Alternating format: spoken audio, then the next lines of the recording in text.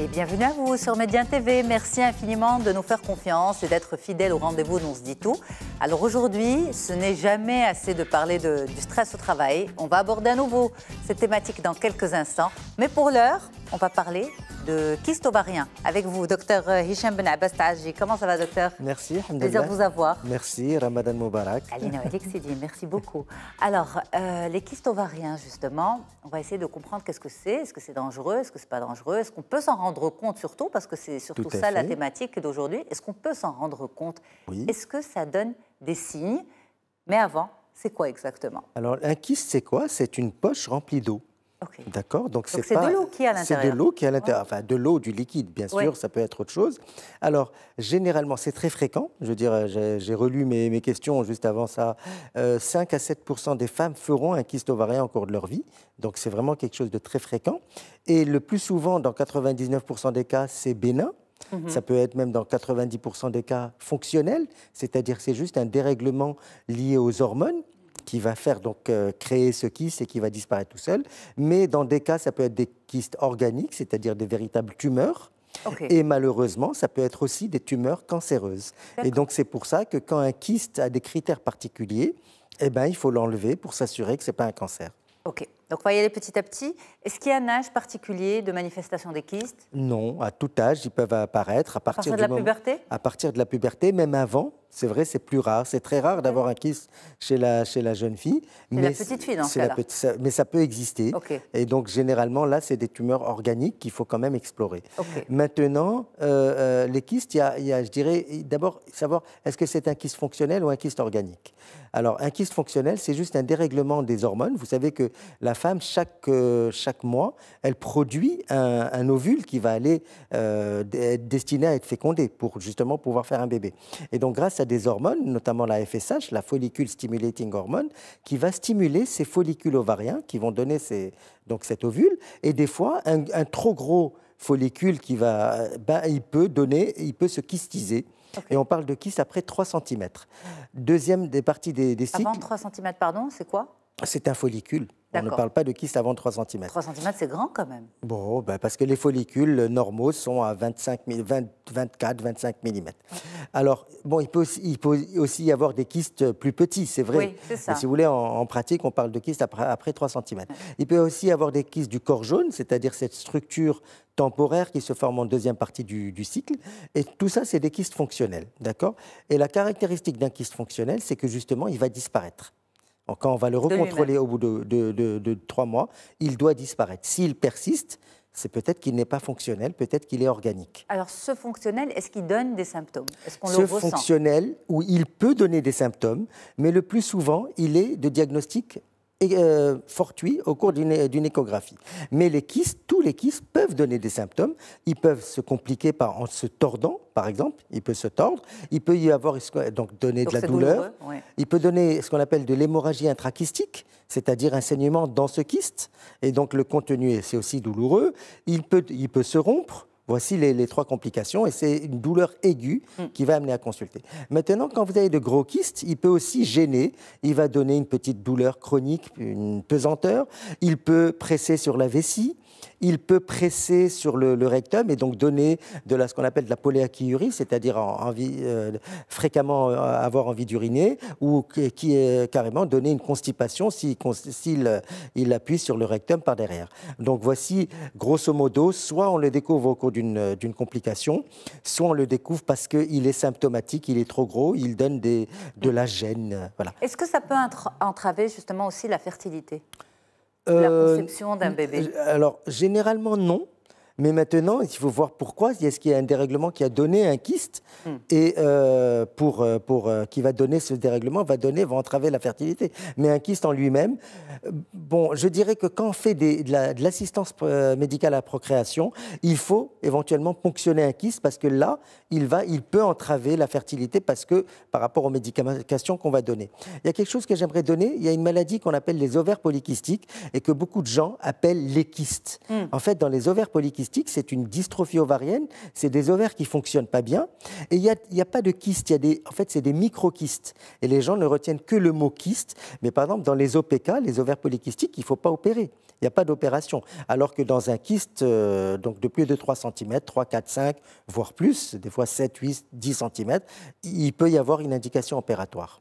Alors, justement, j'allais revenir et je souhaite qu'on insiste, si vous le permettez, docteur, sur ce point en particulier, parce que souvent les patientes relatent qu'à la découverte d'un kyste grand, donc volumineux, le médecin préconise directement une intervention chirurgicale. Il n'y a pas d'automatique? Non, c'est du cas par cas? C'est du cas par cas. Alors, première des choses dont on n'a pas parlé, donc le kyste, on le diagnostique soit à l'échographie, soit parce qu'il est symptomatique. L'échographie, c'est des ultrasons qui vont nous donner les caractéristiques de ce kyste. Est-ce qu'il est totalement, rempli d'eau? Il est anéchogène, donc c'est que du noir. Est-ce qu'il est solidokystique, c'est-à-dire avec des fractions solides et une fraction liquide? Est-ce qu'il y a un contenu à l'intérieur? Est-ce qu'il est multikystique, c'est-à-dire multicloisonné? Est-ce qu'il y a d'autres signes dedans? Est-ce qu'il y a de l'acide, c'est-à-dire de l'eau en dehors? Est-ce qu'il y a des végétations, c'est comme des bourgeons qui sont en dehors? Ça orienterait vers un kyste malin, vers un cancer, d'accord? Donc l'échographie, il y a le Doppler aussi qui nous donne la vascularisation du kyste, qui nous permet quand c'est malin, c'est quel type de cancer? Cancer de l'ovaire. De l'ovaire. Cancer de l'ovaire, justement. Donc quand l'échographie nous permet de caractériser donc, ce kyste, comment il est. Est-ce que c'est un kyste fonctionnel? Est-ce que c'est un kyste organique séreux, mucineux, endométriosique? L'endométriose donne des kystes, justement. Exactement. Kystes dermoïdes, ce sont les kystes bénins. Et donc, on va le voir. Un kyste fonctionnel, je vous dis, il fait 3, 4, 5 cm, voire 6 cm. On n'est pas pressé de diamètre. C'est gros quand même. Oui, mais on n'est pas forcément... Si les autres signes, les autres critères échographiques sont bénins, on peut surseoir, on peut se dire on n'est pas pressé, on le recontrôle. Mais s'il persiste pendant 3 mois, 6 mois, est-ce qu'il n'est pas organique? Est-ce qu'il ne faut pas l'opérer? D'accord? Maintenant, un kyste d'emblée qui fait 7 cm, 10 cm, a priori, c'est un kyste organique. On ne voit pas de kyste fonctionnel à ce moment-là. Et donc là, un kyste organique, il faut l'opérer.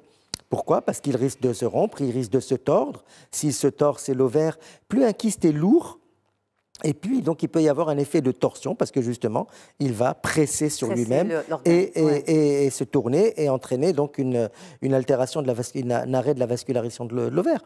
Et donc, plus un kyste est gros, et plus il est suspect, il est suspect d'être organique, bénin, ou suspect d'être cancéreux. Et donc, à ce moment-là, il faut l'opérer. Mais pour un kyste de 3, 4, 5, 6 cm, on peut... Si les autres critères échographiques sont bénins, on peut surseoir, on peut dire on vous resurveille dans 3 mois. S'il est isolé aussi, s'il y en a plusieurs? S'il y en a plusieurs, les kystes fonctionnels bilatéraux, non. On peut penser à ce qu'on appelle l'endométriose. L'endométriose, c'est une maladie assez fréquente qui touche environ 10% des femmes. Et c'est de l'endomètre, le tissu de l'utérus, qui saigne. Sauf que ce tissu endométrial au niveau du kyste, il saigne, mais il n'a pas où sortir ce sang, n'a pas où s'extérioriser, et donc il forme comme ça un kyste plein de sang. Donc on peut difficilement le différencier d'un kyste hémorragique, parce qu'en fait c'est du sang à l'intérieur de ce kyste, mais ce sang, il va donner à la longue des douleurs, il va donner un contenu finement, on appelle ça en verre dépoli. À l'échographie, il est assez typique, mais il n'est pas anéchogène, il n'est pas totalement noir, il est gris, homogène, je vous dis, un gris homogène, et on suspecte l'endométriose à ce moment-là. Est-ce qu'il y a un risque de mutation d'un kyste? Par exemple, au départ, c'est un kyste qui semble bénin, mais est-ce qu'il peut se transformer en tumeur? Oui, alors justement, on ne peut pas savoir est-ce que c'est un kyste bénin ou fonctionnel. C'est bon, les critères vont nous dire a priori c'est un kyste fonctionnel, mais on va le surveiller. Mais après, il peut justement se modifier. Les kystes endométriosiques sont très rarement, je pense, dans moins de 1% ou 2% des cas, peuvent devenir cancéreux. D'accord, mais l'endométriose gêne peu autre chose. Alors, il y a autre chose, il y a des fois ce qu'on appelle des kystes, des tumeurs borderline. C'est des tumeurs, ce qu'on appelle la malignité locale. Ce n'est pas des cancers, mais en même temps, ce n'est pas des tumeurs bénignes, des kystes bénins. Et il faut les enlever parce que justement, elles peuvent s'aggraver. C'est pour ça que quand il y a des critères qui ne sont pas totalement bénins, où il y a une suspicion, il vaut mieux opérer. En plus, Je pense que vous avez posé cette question, comment opérer? Oui, absolument. Je vous laisse la poser. Je vous laisse. Vous voulez que je réponde? Alors, comment on opère? Souvent, quand on pense à un kyste bénin, on va opérer par une cœlioscopie, on va opérer par 4 petits trous, et donc c'est assez bien toléré. Grâce à 4 petits trous dans le ventre, on peut enlever ce kyste. Surtout s'il est moins de jusqu'à 10 cm, on peut l'enlever juste avec 4 petits trous et on est sûr. On a traité la maladie, on a traité et on est sûr de sa nature. Est-ce qu'on peut traiter aussi par médicaments? Non, on ne traite pas par médicaments. On observe et on opère s'il faut opérer. Tout à fait. Alors souvent, avant, on donne beaucoup encore des pilules contraceptives pour bloquer le kyste. Oui, ça se fait, mais en fait, un kyste fonctionnel, il doit disparaître tout seul. Donc, on n'a même pas besoin de bloquer. Mais souvent, on va lui donner cette pilule, tout simplement, soit parce qu'elle a besoin de contraception, soit aussi parce que si on dit à la dame, vous n'avez rien, ce kyste va disparaître tout seul, c'est comme si elle ne nous croyait pas vraiment. Donc, on a besoin de lui donner à ce moment-là une pilule pour la bloquer. C'est placebo, en fait. Tout à fait. Vous l'assumez? Oui, des fois. La communauté médicale l'assume. Tout à fait. Des fois, on donne mais un kyste fonctionnel doit disparaître tout seul. Le fait qu'il ne disparaisse pas tout seul fait une suspicion d'organicité. Au bout de 3 mois. Au bout de 3 mois, voire 6 mois. Il y a une observation. Voilà. Il y a aussi des kystes qu'on appelle des kystes paratubaires. C'est des petites malformations embryologiques de naissance qui vont donner des kystes à côté de l'ovaire, qu'on appelle des itadites de Morgani, enfin des petites structures au niveau de la trompe, mais qui ne vont pas bouger. C'est des petits kystes de 2-3 cm. Moi, je n'ai pas envie d'opérer une dame qui a un kyste de 2 cm, même à la ménopause. Mais s'il ne m'inquiète pas, s'il n'y a que des critères de bénignité, je n'ai pas forcément envie de l'opérer. Même si, je vous dis, il persiste longtemps. Vraiment, c'est du cas par cas. Oui, généralement. Absolument. Docteur Hicham Ben Abbas Tahaji, merci beaucoup. Merci à vous. Est-ce que justement le fait de devoir gérer au cas par cas, ça vous stresse? Non. En tant que professionnel? Non, on respecte. Dites oui, comme ça, je vais vous dire, restez avec nous, on va gérer votre stress.